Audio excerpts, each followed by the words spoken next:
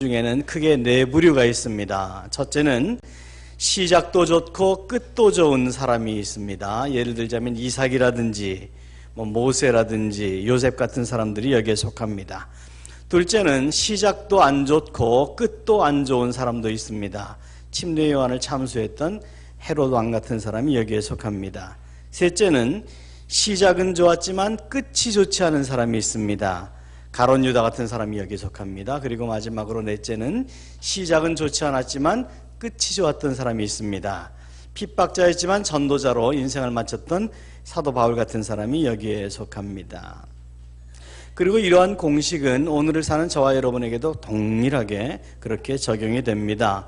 일도 그렇고 사람도 그렇고 시작도 중요합니다. 과정도 중요합니다. 그런데 끝이 훨씬 더 중요합니다. 시작과 과정을 다 합친 것보다 끝이 더 중요합니다. 아무리 어떤 프로젝트를 처음에 멋있게 시작을 했어도 제대로 마치지 못하면 그건 실패한 프로젝트가 되는 겁니다. 아무리 인간관계가 처음에 좋고 죽고 못 사는 사이로 시작을 하고 그렇게 시작이 되었어도 나중에 끝나는 과정이 아름답지 못하면 그것은 만나지 않은 것만 못한 만남이 되는 것입니다. 시작도 중요하고 중간도 중요합니다. 그런데 끝이 훨씬 더 중요합니다. 영화에 등장하는 주인공이 아무리 혼란스럽고 어렵게 영화를 진행해 나가도 맨 마지막에 그가 해피엔딩으로 영화를 끝낼 수 있느냐, 그것으로 우리는 그 주인공의 인생을 판단하는 것처럼 우리의 인생을 어떻게 정리할 것인가, 이것이 시작보다 중간보다 훨씬 중요합니다. 사업도 마찬가지입니다. 매사가 그렇습니다. 끝이 정말 중요하다. 2015년도를 마무리하는 마지막 주일 예배를 우리가 드리고 있습니다. 이 한 해의 아름다운 마무리를 위해서 무엇을 해야 될까? 인생은 우리가 생각하는 것만큼 그렇게 길지만은 않다라는 건 우리가 이제까지 거듭해서 확인해온 내용입니다. 그렇다면 우리가 이 마지막 예배를 드리면서 여기에서 만약에 우리가 정말 우리의 문제를 발견하고 새로운 방향을 잡지 못하고 살아간다면 새해를 맞이해도 별로 큰 차이가 없을 겁니다. 우리가 대망의 새해라 그럽니다. 대망의 새해는 큰 대자와 희망할 망자가 될 수도 있지만 큰 대자와 망할 망자가 될 수도 있습니다. 정말 정확한 방향성을 잡지 못하고 시작한다면, 그리고 제대로 마무리하지 못한다면 우리는 성공적인 한 해를 기대할 수가 없게 되겠죠. 그렇기 위해서는, 성공적인 한 해를 기대하기 위해서는 성공적인 한 해의 마무리가 먼저 시행되어야만 할 것입니다. 물질이 중요하지 않던 시대는 역사상 없었지만 오늘날처럼 이렇게 물질 만능주의 시대는 이제까지 없었습니다. 아는 것이 힘이었던 시대도 있었고, 힘센 자가, 권력이 또는 군사력이 힘이었던 시대도 있었지만 물질이 힘이었던 시대는 요즘 같은 세대는 역사상 없었습니다. 그래서 요즘 그렇게 얘기를 하죠. 할 수 있거든이 무슨 말이냐, 물질을 가진 자에게 능치 못함이 없느니라. 우리는 그것을 물질 만능주의다 그럽니다. 물질만 있으면 능치 못함이 없습니다. 이런 물질 만능주의 속에서 사람들은 주로 돈이나 명예나 권력 같은 것들을 추구하면서 삽니다. 나쁠 것 없어요. 그런데 우리가 조심스럽게 분별해 볼 필요는 있어요. 돈이나 권력이나 세상적인 가치관, 이런 것들로 우리를 채웠을 때 사람들은 우리를 부러워는 할 겁니다. 근데 부러워하는 인생이라고 해서 반드시 존경받는 인생이 되는 것은 아닙니다. 오히려 그렇게 부러워하는 인생, 권력을 거머쥐고 많은 돈을, 100만 명이 모을 돈을 혼자서 모아서 깔고 있는 사람을 우리는 존경하지는 않을 수 있습니다. 부러워는 할지 몰라도. 그런데 성경은 많은 돈보다 명예를 선택하라, 그렇게 말씀하십니다. 성경은 이 세상이 추구하는 것보다 더 위대한 것을 추구하라고 말씀하세요. 그것은 바로 육에 속한 것이 아니고 영에 속한 것을 추구하라고 말씀하세요. 영에 속한 사람, 세상의 눈으로 볼 때는 비루하기도 하고 남루하기도 하고 초라하기도 하고 보잘것없지만 영에 속한 사람을 사람들은, 그리고 하나님은 인정합니다. 하나님께 칭찬을 받습니다. 오늘 본문은 우리가 영적인 그런 사람으로 살아가기 위해서 왜 그런 삶을 살아야 하나, 이 짧은 인생에 남들 누리고 싶은 것들 다 누리면 안 되나, 나쁠 것 없지만 왜 그거보다 먼저 하나님의 나라와 하나님의 의, 즉 영적인 것을 추구하라고 말씀하시나에 대한 아주 근본적인 이유를 말씀하고 있는데, 그 이유는 한마디로 말하면 우리 모두가 언젠가 별로 멀지 않은 미래에 하나님의 심판대 앞에 서게 될 것이기 때문이다, 그렇게 말씀합니다. 우리가 다 그 앞에 서게 될 것이다. 그때 부끄러움이 없어야 한다. 그렇게 부끄러움이 없는, 후회 없는 인생을 살기 위해서 오늘 본문은 우리가 인생을 살아가면서 가져야 될 세 가지의 감각에 대해서 말씀합니다. 첫째는 3절을 보시면 3절에 그렇게 말씀합니다. 때가 이르리니 사람이 바른 교훈을 받지 아니하며 귀가 가려워서 자기의 사욕을 따를 스승을 많이 두고 그랬습니다. 허탄한 이야기를 따른다 그랬습니다. 사도 바울은 그 시대의 사람들의 도덕적인 해이에 대해서 지금 이야기하고 있는 겁니다.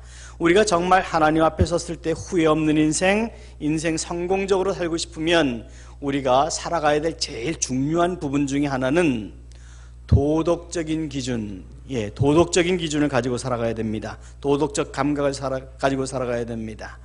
어떤 시대든지 시대와 국가와 제국이 망가질 때 보면요, 무너질 때 보면 항상 찾아오는 현상은 도덕적인 붕괴였습니다. 도덕적인 붕괴가 뭡니까? 나는 내 책임지지 않고 내 마음대로 살겠다는 겁니다. 로마가 그랬습니다. 유럽이 그랬습니다. 미국이 그렇습니다. 한국은요, 여러분 스스로 한번 판단해 보셔야만 합니다. 도덕적인 붕괴가 이루어질 때, 성 붕괴가 이루어지고 가정의 붕괴가 이루어지고 공동체의 질서의 붕괴가 이루어질 때 그 공동체는 망하고 맙니다. 근데 이런 질서의 공동체의 붕괴가, 공동체적인 질서의 붕괴가, 그리고 도덕적인 붕괴가 아주 심하게 일어나고 있다는 것을 여러분들은 직시하셔야만 합니다. 많은 사람들이 성경에서도 보면 짧은 인생을 사는 동안에 도덕이 무너져서 망가진 인생을 사는 경우가 많았습니다. 전리품을 훔쳤다가 죽임을 당한 아간이 그랬습니다. 욕심 때문에 자기 스승을 속였다가 죽임을 당한 게하시가 그랬습니다. 그리고 은 30에 스승을 팔고 스스로 목숨을 끊었던 가룟 유다가 그랬습니다. 도덕적인 붕괴입니다. 질서의 붕괴입니다. 사도 바울이 고린도 교회에게 보낸 편지를 보면 그들이 엄청난 성령의 역사를 경험하고 나서도 도덕적인 붕괴가 교회 안에 있었습니다. 그들의 삶 가운데 있었습니다. 그래서 하나님은 고린도 교회를 정말 놀랍게 사용하기를 원해서 초대교회 어느 교회에게도 주시지 않았던 놀라운 성령의 역사와 은사들이 있었음에도 불구하고 도덕적인 해이, 도덕적인 붕괴로 말미암아 고린도 교회는 책망을 받는 교회로 남게 되었습니다. 여러분의 가정도 마찬가지고 여러분의 개인도 마찬가지고, 요즘 사람들이 10계명보다는 11계명, 11번째 계명에 아주 충실합니다. 들키지 말지어다. 여러분, 들키지 않는다고 해서 성공적인 인생 보장받는 거 아닙니다. 우리 중심을 살피시는 하나님께서 열어주셔야, 천국의 문을 열어주셔야 이 땅에서도 풀립니다. 하나님께서 막으시면 여러분 인생 아무리 노력해도 풀리지 않습니다. 하나님 앞에서 청결하게 살 때 하나님은 그분을 보여주십니다. 그걸 우리는 리빌, 계시라고 합니다. 마음이 청결한 자는 복이 있나니 저희가 하나님을 볼 것이며, 예수님의 산상수훈 말씀처럼 청결, 도덕적 청결이죠. 우리의 양심의 청결입니다. 하나님 앞에서 깨끗해야 됩니다. 그래서 그런 청결한 삶을 살게 하기 위해서 사도 바울은 빌립보서 4장에서 이렇게 권면했습니다. 8절과 9절 파워포인트가 있는데 우리가 함께 읽도록 하겠습니다. 시작. 끝으로 형제들아, 무엇에든지 참되며 무엇에든지 경건하며 무엇에든지 옳으며 무엇에든지 정결하며 무엇에든지 사랑받을 만하며 무엇에든지 칭찬받을 만하며 무슨 덕이 있든지 무슨 기림이 있든지 이것들을 생각하라. 너희는 내게 배우고 받고 듣고 본 바를 행하라. 그리하면 평강의 하나님이 너희와 함께 하시리라. 파워포인트 두시고요. 여기서 끝부분에 아주 중요한 단어가 몇 가지가 있습니다. 동사로 첫째는 생각하라. 8절입니다. 8절에 보면 이것들을 생각하라는 겁니다. 그리고 9절을 보면 행하라 그랬습니다. 생각하고 행할 때에 무엇이 한다? 평강의 하나님이 우리와 함께 한다. 우리가 이 세상을 살아가는 것은 축복된 인생, 평화로운 인생 살기 위해서입니다. 그런데 그것은 생각해보고 이것이 옳은가, 이것이 정말 따라 살아야 할 하나님의 말씀인가 생각해보고, 즉 고민해보고 행하라. 순종할 때 이루어진다. 저와 여러분이 지금 2015년의 마지막 주일 예배를 드리고 있습니다. 우리가 지금 이 자리에 앉아있는 이유가 무엇입니까? 저는 목사로서 항상 저에게 묻습니다. 너 목회 왜 하니? 먹고 살기 위해서 한다면 포기했던 사업체는 정말 아까운 것입니다. 정말 하나님께서 나를 부르셔서 콜링입니다. 왕이 부른 것도 아니고 세상이 부른 것도 아니고 하나님이 부르신 천명입니다. 그 하나님이 부르신 부르심 때문에 간다면 너는 목회 어떻게 해야 되겠니? 내가 타협하는 것이 옳겠니? 옳지 않겠니? 돌을 맞더라도 해야 될 말 해야 되겠니? 하지 말아야 되겠니? 저희는 그것이 너무 선명합니다. 그리고 저와 여러분 모두에게 그러해야 합니다. 생각해 봐야 합니다. 여러분이 이 자리에 앉아 계십니다. 왜 앉아 계십니까? 하나님을 하나님으로 인정하기 때문입니다. 하나님을 하나님으로 인정한다면 순종하는 것이 당연하지 않겠습니까? 예, 순종해야 됩니다. 순종해야 할지 아닐지 생각해야 합니다.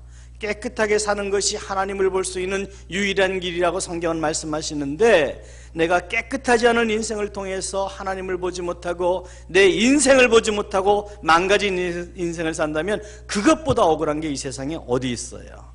예, 깨끗해야 됩니다. 도덕적으로 깨끗하게 사는 것은 하나님 자녀 된 저와 여러분이 이 세상을 향해서 행해야 될 노블리스 오블리제입니다. 사회적인 책임입니다. 빛과 소금이기 때문이죠. 예, 도덕적으로 깨끗하게 사는 것이 이 세상을 후회 없이 살 수 있는 첫 번째 감각이라면, 두 번째 감각은 안개처럼 지나가는 이 세상을 기쁘게 사는 겁니다. 다른 말로 하면 유머 감각을 잊지 말고 사십시오. 제가 여기서 말씀드리는 유머 감각은 다른 사람을 웃길 수 있는 개그를 얘기를 하는 게 아닙니다. 여러분 가슴속에 쿠션을 두고 사십시오. 공간을 두고 사십시오. 쿠션이라고 하는 것은 무엇이 부딪혀올 때 충격이 내게 오지 않을 수 있도록 막는 방파제 같은 것, 방패 같은 것들을 얘기를 합니다. 그 쿠션이 없으면 누가 무슨 말을 하면 바로 나는 다쳐버리고 맙니다. 예, 그런 억울한 인생을 살면 안 돼요. 마음의 여유를 가져야 돼요. 오늘 말씀은 우리 인생이 얼마나 짧은지를 보여줍니다. 바울은 6절에서 이렇게 고백했습니다. 전제와 같이 내가 벌써 부어지고 나의 떠날 시각이 가까웠도다. 이 전제라는 것은 당시 이스라엘 사람들이 제단에서 제사를 드릴 때에 제사 맨 마지막에 포도주나 독주를 제단 위에 뿌리는 그런 예식을 의미합니다. 이 예식의 맨 마지막 차례인 겁니다. 사도 바울은 자기의 인생이 전제와 같이 부음이 됐다 그랬습니다. 우리가 오늘 읽은 디모데후서는 사도 바울의 서신서 중에서 제일 마지막 서신서입니다. 인생의 제일 마지막 끝자락에서 쓴 책이 편지가 디모데후서인데요. 그는 아마 자기 인생의 마지막이 가까워오고 있다는 것을 직감을 했던 것 같습니다. 그러면서 이 편지를 쓰고 내가 이제 부어질 때가 되었고 떠날 시각이 가까웠다 그랬습니다. 여러분, 우리가 잠시 살고 가는 것이 이 세상인데 이 점을 우리는 잊어서는 안 됩니다. 평생 살 것처럼 세상을 생각하지 마십시오. 우리는 잠깐 안개와 같이, 성경은 우리 인생을 안개와 같다 말씀하시고 풀에 이슬 같다 같다 말씀하시고 우리 인생이 짧은지를 아주 다양한 언어로 우리에게 강조를 하고 계십니다. 우리가 인정을 하든 하지 않든. 특히 전도서는 그 짧은 인생을 살 때에 우리가 어떻게 살아야 되는지에 대해서 아주 새로운 각도에서 말씀하는데, 전도서 8장 15절의 말씀 우리가 함께 읽겠습니다. 시작. 이에 내가 희락을 찬양하노니 이는 사람이 먹고 마시고 즐거워하는 것보다 더 나은 것이 해 아래에는 없습니다. 하나님이 사람을 해 아래에서 살게 한 날 동안 수고하는 일 중에 그러한 일이 그와 함께 있을 것이니라. 내가 희락을 찬양하노니 무슨 얘기입니까? 이거 쾌락주의입니까? 노세 젊어서 노세라는 얘기입니까? 아니에요. 하나님은 비록 힘들고 어려운 일들이 있을지라도 우리가 이 세상을 기쁘게 살아가기를 원하십니다. 행복하게 살아가기를 원하십니다. 데살로니가 전서의 말씀처럼 항상 기뻐하라. 항상은 어떤 상황이라도 라는 말입니다. 어떤 상황에서라도 기뻐하라. 이것이 너희를 향한 하나님의 뜻이니라. 하나님의 뜻이라는 말을 바꾸어서 표현하면 무엇입니까? 너희를 향하신 하나님의 소원이니라. 하나님은 저와 여러분이 이 세상을 기쁘게 살아가기를, 행복하게 살아가기를 원하십니다. 그리고 그것은 상황에 상관없는 기쁨이 되기를 원하십니다. 어떤 우리에게 만족할 만한 요건이 갖추어졌을 때만 기뻐할 수 있는 사람들이 아니라 어떤 상황에서도 기뻐할 수 있는 전천후 크리스천, 하나님은 우리에게 그걸 원하시는 거죠. 오늘날 많은 사람들이 참 짧은 인생을 심각하게 살아갑니다. 너무 심각해서 불행해집니다. 상처를 받습니다. 그리고 스스로 세상을 포기하는 사람들도 많아지는데 이유가 뭔가? 첫째는 세상이 짧다는 걸 잘 인정하지 않아서 그래요. 이 고통이 계속 너무 오래 가면 어떡하는가 라고 하는 인생의 짧음을 인정하지 못해서 그렇고, 두 번째는 내 인생이 내 것이라고 착각을 해서 그래요. 내 거 아닙니다. 우리 거 아닙니다. 여러분 거 아닙니다. 하나님 겁니다. 어느 날 꼭 계산하셔야 합니다. 우리는 그래서 인생이 소중할 수밖에 없어요. 목적이 있어서 보내진 인생이고 잠시 스쳐가는 인생인데 기뻐해도 짧은 인생입니다. 억울하게 불행하게 살 필요 없어요. 요즘은 뭐 다 아스팔트고 아파트에 뭐 흙을 밟아볼 일이 없지만 동네 아이들이 또 동네에 나와서 놀 땅도 없고 시간도 없는 것 같아요. 그렇지만 저희가 어릴 때만 해도 땅이 많았습니다. 아스팔트가 아닌 땅이 많았습니다. 막대기로 금 긋고 땅 따먹기 많이 했습니다. 근데 아무리 땅 따먹기를 하다가도 저녁 돼서 엄마가 얘 들어와 밥 먹어라 하면 다 땅 놔두고 들어가야 됩니다. 그 아쉬울 것 하나도 없습니다. 그것이 바로 파스칼이 팡세라는 조각글에서 이야기한 처마 밑에 아이들 이야기입니다.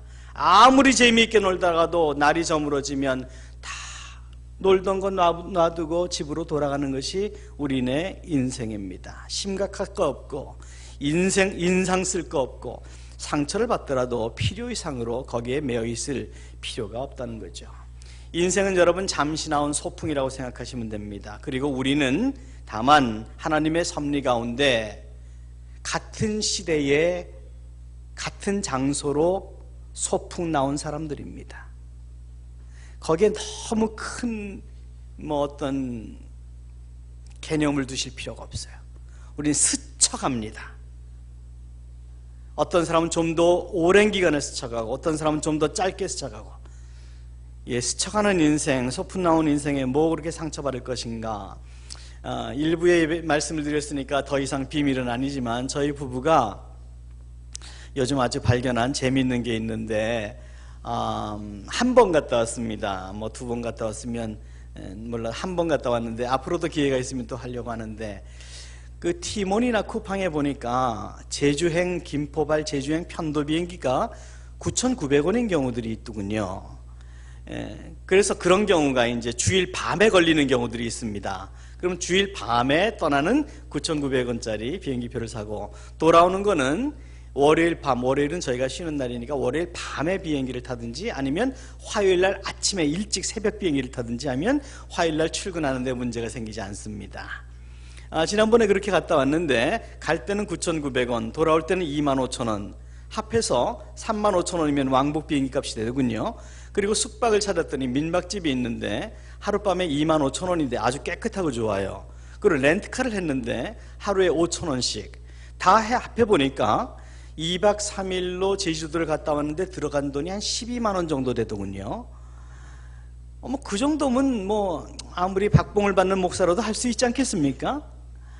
아주 행복했습니다. 그런데 갔더니 비가 오고 바람이 불고 난리가 난 거예요. 근데 여러분, 제가 화가 났을까요? 즐거웠을까요? 즐거웠죠. 소풍 왔는데 즐거웠습니다. 저와 여러분이 그렇게 살아야 합니다. 우리 인생 살다 보면 아프기도 하고 경제적으로 쪼들리기도 하고 이런저런 일로 오해받기도 하고 짜증나는 일도 있고, 인생은 소풍입니다. 낭비하지 마십시오. 우리가 그 점을 인정하면 훨씬 행복한 인생을 살 수 있어요. 지금은 세상을 떠난 분이지만 천상병 시인이라는 분이 쓴 귀천이라는 시에 이런 내용이 있습니다. 파워포인트가 있는데 제가 읽어드리겠습니다. 나 하늘로 돌아가리라. 새벽빛 와닿으면 쓰러지는 이슬더불어 손에 손잡고, 나 하늘로 돌아가리라. 노을빛 함께 단둘이서 기슭에서 놀다가 그름 손짓하면은, 나 하늘로 돌아가리라. 아름다운 이 세상 소풍 끝나는 날. 여기가 중요해요.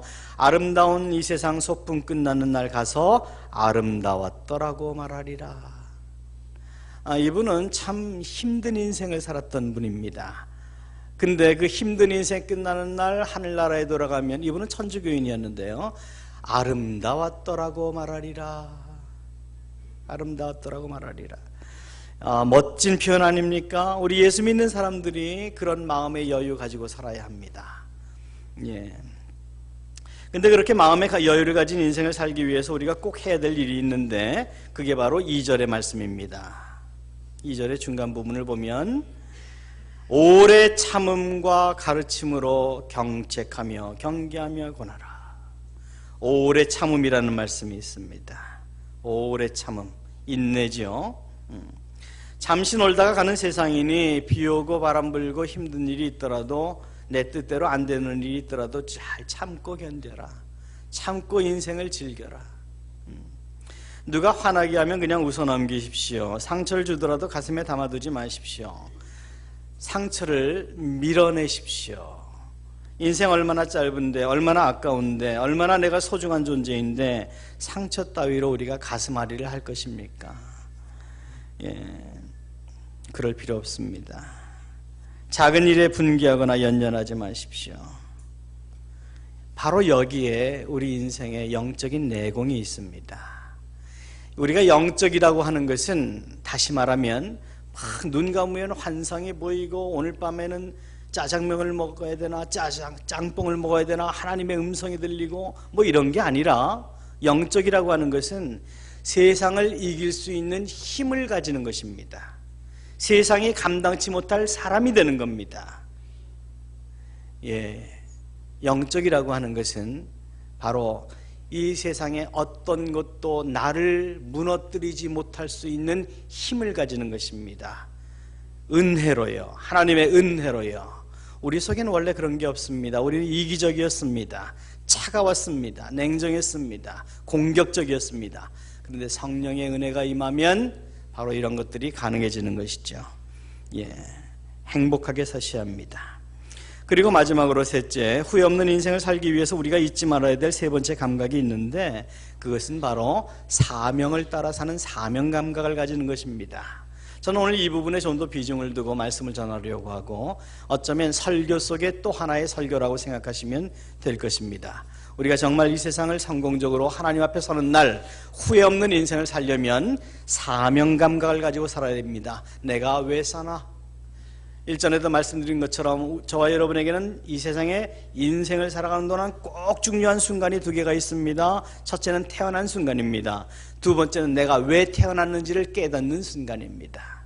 그거 깨닫지 못하고 살면 우리 인생 별로 의미 없습니다. 사명을 가지고 살아야 됩니다. 그래서 본문 2절과 3절은 그 사명이 무엇인지를 이렇게 말씀합니다. 너는 말씀을 전파하라. 때를 얻든지 못 얻든지 항상 힘쓰라. 다 읽진 않겠습니다만, 말씀을 전파하라. 끝에 보면 5절을 보면, 너는 모든 일에 신중하여 고난을 받으며 전도자의 일을 하며 내 직무를 다하라 그랬습니다. 직무를 다하라, 다시 말하면 책임을 다하라, 그런 얘기입니다. 요즘 사회적으로 자주 인용하는 프랑스어 중에 노블리스 오블리제라고 하는 말이 있죠. 기득권자들의 사회적인 책임을 의미하는 것입니다. 올 2015년 한 해만 하더라도, 조금 길게 보면 작년에 있었던 세월호 사건만 하고, 세월호 사건만 하더라도, 올해 있었던 메르스 사태만 하더라도 미디어를 보면 책임지려고 하는 사람이 없습니다. 가정이든 사회든 공동체가 정말 건강하고 행복하려면 내 탓이요 당신 덕이요 이래 돼야 됩니다. 근데 요즘 신문을 보면 거꾸로입니다. 내 덕이요 당신 탓이요. 책임을 지려는 사람이 없습니다.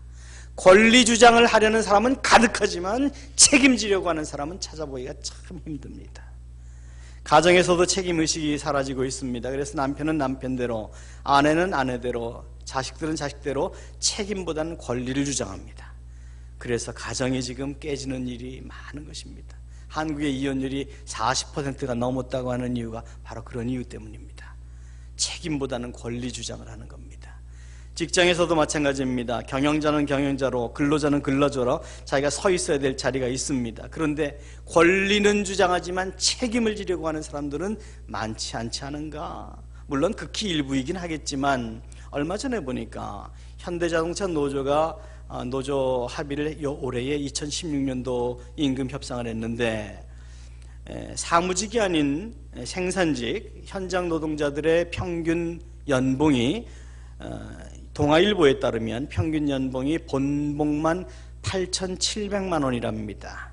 그래서 수당까지 합치면 평균 연봉이 1억이 넘는다 했습니다.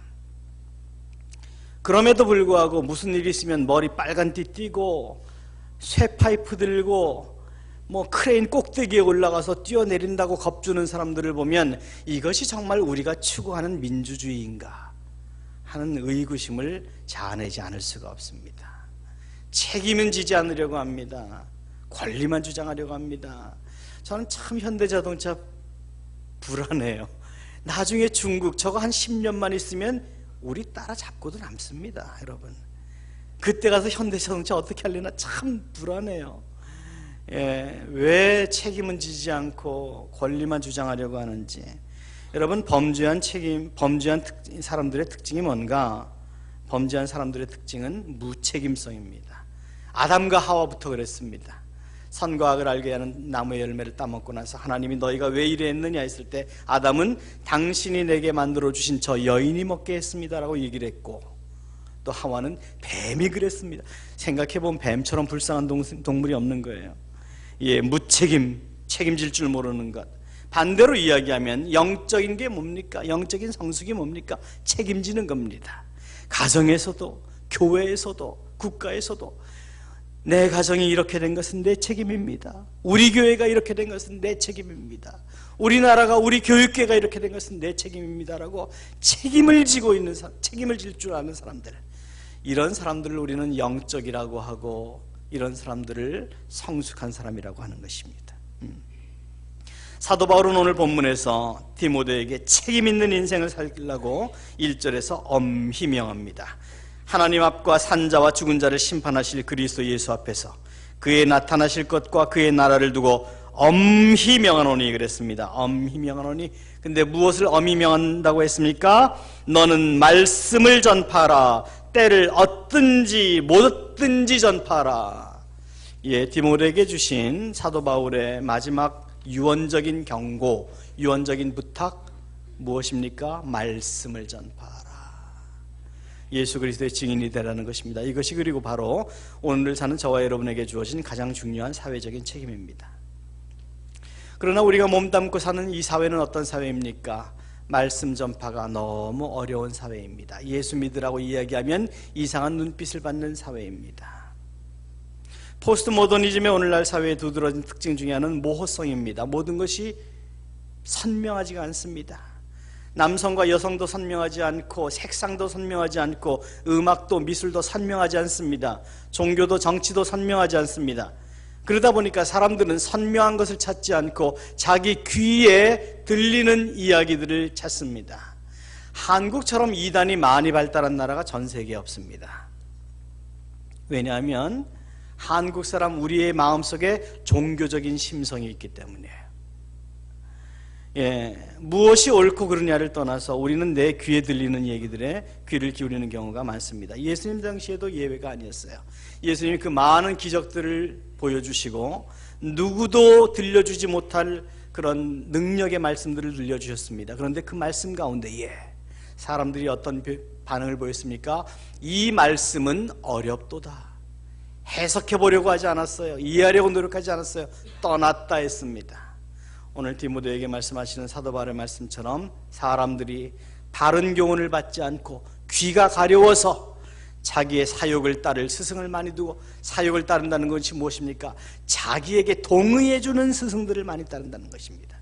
사실 심리학에서 보면, 심리학자들은 상담학에서 보면 사람들이 이렇게 의논하러 상담을 받으러 올 때 하는 일은 그렇군요, 예 그렇군요 한 다음에 그럼 다음 주에 다시 만납시다, 그거밖에 없는 거예요. 왜냐하면 상담 심리학의 기본 원칙은 정답을 이야기해 주지 말아라. 피상담자가 이야기하면서 스스로 해답을 찾도록 하여라, 이거거든요. 그러니까 사람들은 자기 귀에 들리고 자기가 동의하는 이야기를 들으려고 하고 진리와는 상관이 없을 것이다. 이것이 바로 디모데에게 주신 사도 바울의 경고의 말씀이고, 이것이 바로 어쩌면 오늘날 이 시대의 사람들이 아닐까. 거듭 말씀드리지만 저는 제가 설교를 듣는 입장에 있으면 귀에 들리는 설교를 듣고 싶습니다. 찔리는 설교를 듣고 싶습니다. 나를 아프게 하는 설교를 듣고 싶습니다. 그래야 이 부족한 사람이 조금이라도 변화되지요. 조금이라도 도전을 받지요. 모쪼록 여러분은 그런 자세로 하나님의 말씀을 대할 수 있기를 바랍니다. 그런 이 시대를 살아가는 저와 여러분이 감당해야 될 일은 전도인의 일입니다. 너는 모든 일에 근신하며 고난을 다 받으며 전도인의 일을 하며 내 직무를 다하라. 여러분, 직무를 다하라, 책임 있는 삶이라는 것은 자기가 가야 될 길을 가는 겁니다. 상인에게는 상도가 있습니다. 자식에게는 효도가 있습니다. 그리고 성도에게는 성도, 저와 여러분 하나님의 구별된 백성이 걸어가야 될 길이 있습니다. 그것은 도덕과 윤리를 넘어섭니다. 그것은 바로 예수 그리스도를 전하는 길입니다. 복음을 전하는 길입니다. 우리는 도덕적인 깨끗함을 위해서 이 세상에 보내진 것이 아니라 예수 그리스도의 증인으로서의 사명을 감당하게 하기 위해서 이 세상에 보내진 사람인데, 근데 그 길이 어떤 길입니까? 선한 싸움을 싸우며 가라 그랬습니다. 무슨 얘기입니까? 결코 순탄하지 않을 거다. 전쟁터의 길이라고 말씀하십니다. 여러분, 예수 전하는 거 만만하지 않습니다. 그럼에도 불구하고 걸어가야 될 길이다.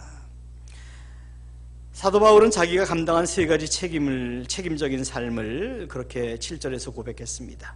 나는 선한 싸움을 싸우고 달려갈 길을 마치고 믿음을 지켰으니, 선한 싸움을 싸웠고 달려갈 길을 다 달렸고 믿음을 지켰다 했습니다. 도중에 곁길로 벗어나거나 중간에 주저앉지 않았다 했습니다.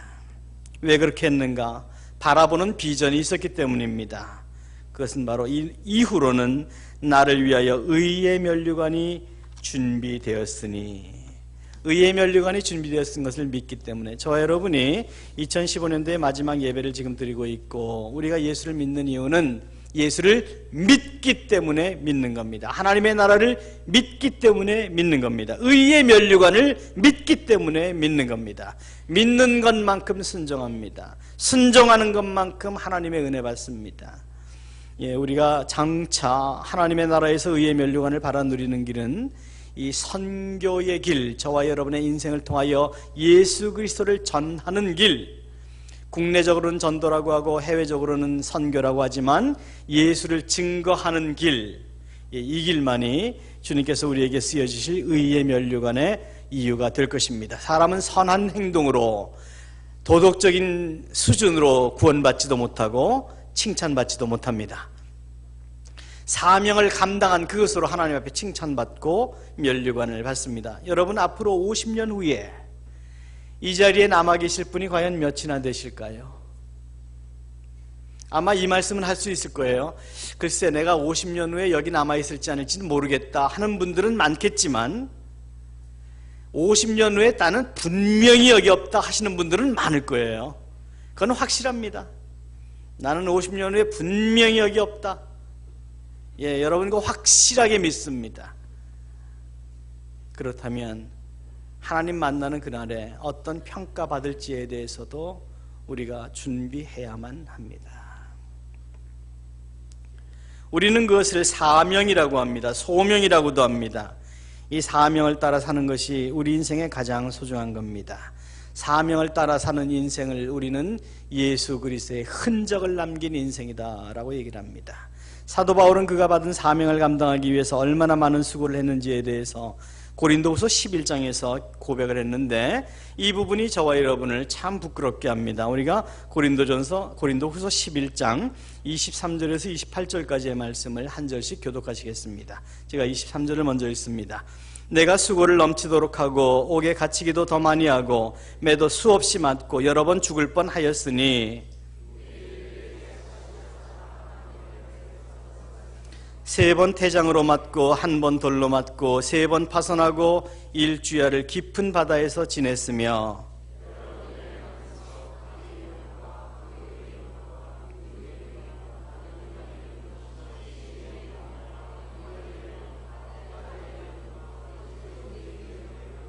또 수고하며 애쓰고 여러 번 자지 못하고 줄이며 목마르고 여러 번 굶고 춥고 헐벗었노라.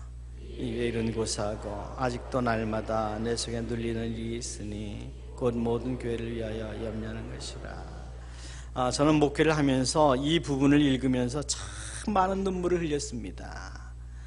사도 바울의 그 흔적에 비해서 내 흔적은 얼마나 초라한가. 하나님 우리 각자에게 사명을 주셨고 하나님의 백성은 그 사명을 따라 사는 사람들입니다. 사명 때문에 자부심이 생기고 사명 때문에 능력이 생기고 사명 때문에 하나님 앞에 가서 칭찬받습니다. 한 해의 마지막 주일을 맞이하면서 저와 여러분은 우리에게 주신 각자의 사명을 어떻게 감당했는지를 꼭 돌아보아야만 합니다. 정산해 보아야만 합니다. 앞으로 얼마가 남아있는지 알 수 없지만 내 남은 생애를 얼마나 더 주의 영광을 위해서 살아가야 될 것인가. 내게 주신 자녀들을 믿음으로 바르게 키우겠다는 결단이 있어야 되고 가정을 온전한 믿음의 가정으로 세우겠다는 결단이 있어야 되고 때를 얻든지 못얻든지 예수의 증인으로 살아가겠다는 결단이 있어야 되고 주님의 몸된 교회를 내가 원하는 교회가 아니라 성경이 말씀하시는 교회 모습으로 세워나가야 되겠다는 결단이 있어야 되고 그런 결단이 있을 때에 하나님은 여러분에게 새로운 해에 새로운 은혜를 부어주실 것입니다. 여러분, 사람들이 인생은 흘러간다고 이야기합니다. 아니요, 저는 그렇게 생각하지 않습니다. 인생은 흘러가는 것이 아니라 채워가는 것입니다. 무엇으로 채워갑니까? 예수 그리스도를 위해서 살아갔던 내 인생의 삶의 흔적으로 채워가는 것입니다. 오늘 우리가 읽은 고린도서 11장처럼 사도 바울은 많은 예수를 위해서 받았던 흔적, 고난의 흔적의 이야기들을 하고 있습니다. 여러분은 어떤 흔적으로 여러분의 인생을 채워가시겠습니까? 하나님을 만나는 날 여러분이 보여줄 수 있는 예수 그리스도를 위한 흔적은 무엇입니까? 여러분의 이력서는 무엇입니까? 평생을 사명의 흔적으로 채워갔던 바울이 오늘 8절에서 그렇게 고백했습니다. 이제후로는 나를 위하여 의의 면류관이 예비되었으므로. 그 흔적 이면에 있는 의의 면류관을 보았던 것이죠. 의의 면류관을 기대하고 바라보는 사람들에게는 이 세상이 아무리 녹록지 못하더라도 그거 별로 문제가 되지 않습니다. 어디에 더 비중을 둔 인생을 살아야 될지가 선명하게 보이기 때문입니다. 말씀을 마치면서 여러분에게 소개해드릴 시가 또 하나 있는데 박노해 시인이 지은 이제와 우리 죽을 때라고 하는 시입니다. 제가 읽어드리겠습니다. 하나님 한 가지만 약속해 주세요. 제 남은 길이 아무리 참혹해도 다 받아들이고 그 길을 따를 테니 제가 죽을 때 웃고 죽을 수 있게만 해주세요. 다른 거는 하나도 안 바랄게요. 그때가 언제라도 좋으니 저 잘 놀다 갑니다. 맑은 웃음으로 떠나게만 해주세요. 저도 제 사랑하는 이들께 삶에 겉돌기나 하는 약속 따윈 하지 않을게요. 오직 한 가지만 다짐할게요. 우리 죽을 때 환한 웃음 지으며 떠나가자고. 고마웠습니다. 저 잘 놀다 갑니다. 그렇게 남은 하루하루 남김없이 불살라 가자고. 마지막에 환하게 웃을 수 있는 인생이 어떤 인생이라고 생각하십니까? 돈 많이 번 인생 아닙니다. 놀 만큼 실컷 노는 인생도 아닐 것입니다. 하나님을 위한 흔적으로 채운 인생입니다. 많은 영혼들을 위해서 기도하고 그들을 예수 그리스도에게로 인도한 인생입니다. 선교적 삶을 살았던 인생입니다. 저물어져가는 2015년처럼 조만간 저와 여러분의 인생도 저물어져가게 될 것인데 그때 후회 없는 정말 환하게 미소 지을 수 있는 인생이 되시려면 여러분 사명을 따라 사는 인생이 되셔야만 합니다. 영혼 구원의 여러분의 인생에 가장 중요한 우선순위를 두셔야만 합니다. 모쪼록 영혼 구원의 선교적 책임을 잘 감당하심으로 성공적인 인생의 경주자로 살고 장차 주님 만나는 그날에 의의 면류관, 영광의 면류관을 받는 저와 여러분 모두가 되실 수 있기를 예수님의 이름으로 축원합니다.